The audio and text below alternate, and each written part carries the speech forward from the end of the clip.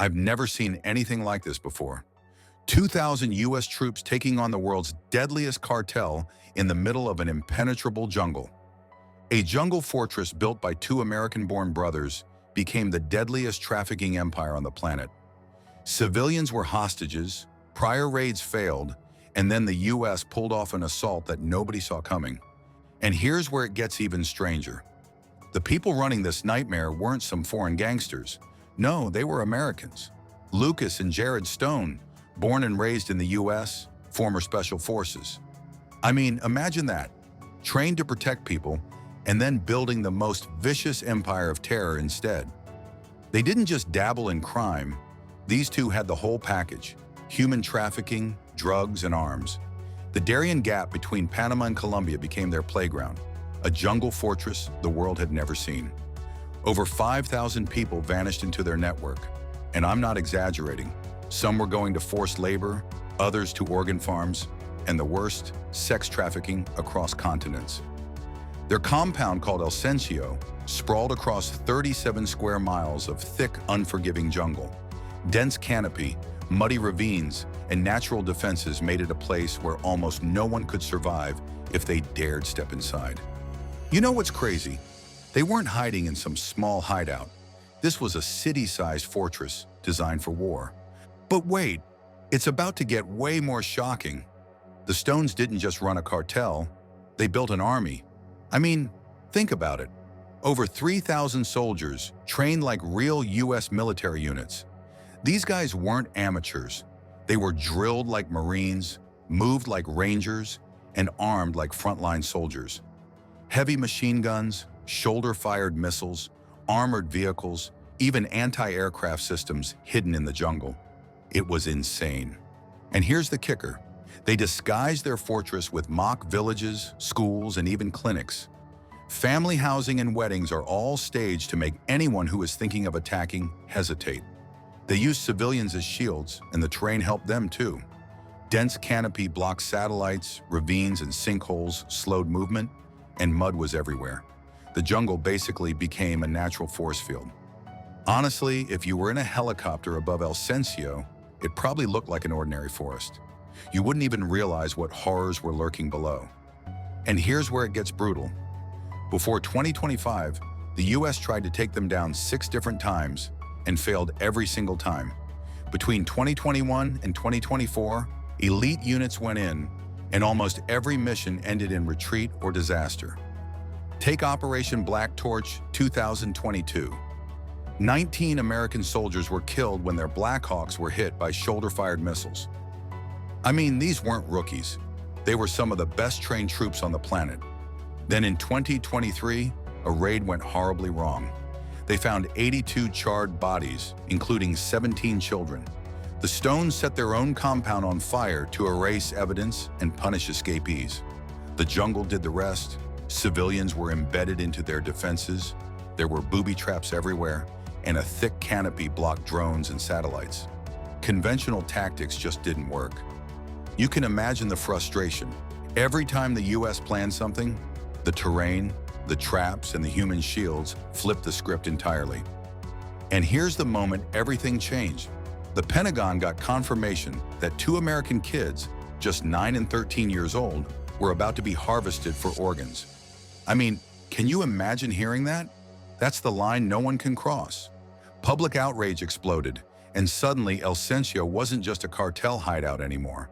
The US declared it a battlefield. The rules had changed. This was war, and for the first time, the world saw just how serious America was about bringing the Stones down. And this is where it gets really insane. The scale of planning for Operation Iron Justice was something out of a war movie. Over 2,100 elite troops were mobilized, Army Rangers, Marine Raiders, and Delta Force operators all rolling into one of the deadliest jungles on Earth. But it wasn't just the boots on the ground. They brought in 30 M1A2 Abrams tanks, 45 Stryker armored vehicles, and 12 M109A7 Paladin howitzers. Heavy firepower, but precision engineered to avoid civilian areas. And you know what's crazy? The Tech MQ-20 Avenger drones with facial recognition and multispectral infrared capable of telling armed soldiers from civilians with 98.7% accuracy, even through thick jungle canopy. Every drone is linked to the Sentinel satellite network, which maps the entire compound in 3D. They even use Tomahawk Block 5 missiles with AI rerouting. If a civilian wandered into the blast zone, the missile could adjust in real time. The operation divided El Cencio into 32 battle grids, each tracked with live biometric data of hostages and civilians. Every tank and artillery piece had precision targeting to minimize damage. Every footstep, every blast radius, and every possible civilian movement was accounted for. I must say it was a mix of military genius and Silicon Valley level tech. Honestly, you'd be hard-pressed to find a more surgical plan for a full-scale assault anywhere in the world. Just when it seemed like the stones might get away, the night sky lit up. It was 0300 hours, July 10th, 2025. I mean, picture this: silence, dense jungle, and suddenly 12 MQ-20 Avenger drones screamed across the canopy. First payloads hit, targeting the key command nodes. Boom! Chaos inside the fortress. Moments later, 6 Tomahawk Block 5 missiles smashed into radar posts, weapons depots, and guard towers. Structures that had been thought indestructible crumbled like sand. From the south, battalions of Army Rangers moved under the cover of drone-laid smoke and radar jamming. Tanks rumbled through barricades, firing 12mm heat rounds that shredded bunkers like tissue paper.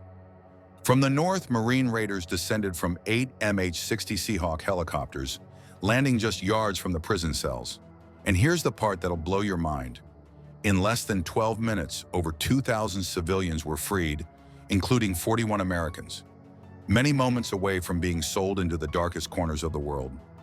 Meanwhile, ground troops picked off remaining cartel fighters block by block, using Javelin missiles and pinpoint artillery.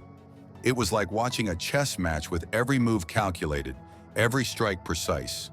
The jungle fortress that had defied every assault for years, gone, erased in hours. You could almost feel the tension, the relief, and the chaos all at once.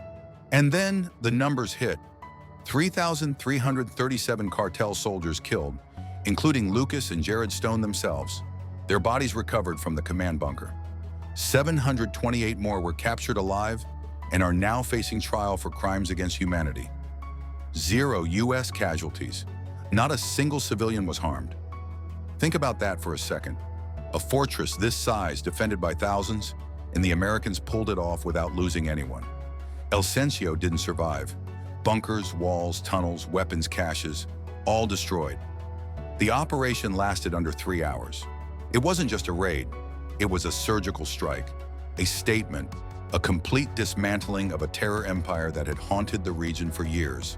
The Stones' reign of fear, over, and the world would never forget just how precise, brutal, and effective Operation Iron Justice had been. And just like that, El Cencio was gone, reduced to a smoldering memory. The terror empire that had haunted the Darien Gap for years, erased. Images of freed civilians, children clinging to U.S. soldiers, spread across the globe. People saw what had been hidden in the shadows for far too long. Cartels went into panic mode. Command nodes went dark, assets were burnt, and traffickers fled to remote regions. The message was clear: cross the line, and the U.S. will treat you not like criminals, but like enemy combatants. This operation didn't just free thousands. It exposed the global black market for human lives in a way that can't be ignored. And according to me, what's even more fascinating, it marked a shift in military thinking. Precision warfare and law enforcement operations blended, showing that surgical strikes could achieve justice without collateral damage. The old rules didn't apply anymore. The world had just seen a new model for taking down the most fortified criminal empires. This part blew my mind.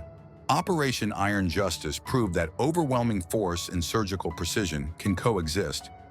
Justice wasn't just served, it was delivered for victims, especially the children who had no voice, and families who never stopped hoping. It also highlighted the evolving nature of warfare. Hybrid tactics, drones, satellites, armored divisions, are no longer optional. They're necessary. and it redefined the rules of engagement against transnational criminal organizations. No more tiptoeing, no more hesitations. The Stone's empire had thrived on bureaucracy, fear, and geography. Now it was crystal clear. Those shields don't work anymore. Justice will find you, no matter where you hide. Looking ahead, you have to wonder, will this strategy be used in other conflict zones? Somalia, Myanmar, Eastern Europe, places where evil hides behind chaos and borders. Hybrid warfare might even spill into cyberspace. The lessons are hard but clear. Geography, human shields, and jungle fortresses can't protect criminals from justice. The world has seen that intelligence, algorithms, and discipline can tip the scales in ways brute force alone never could. And honestly, it makes you realize just how much modern warfare is evolving. It's not just about soldiers and tanks anymore. It's about precision, tech, and knowing your enemy down to the last detail. El Sencio is gone, victims freed, and the Stone Brothers' empire destroyed. America's precision strike proved that technology, discipline, and courage can deliver justice where bureaucracy fails.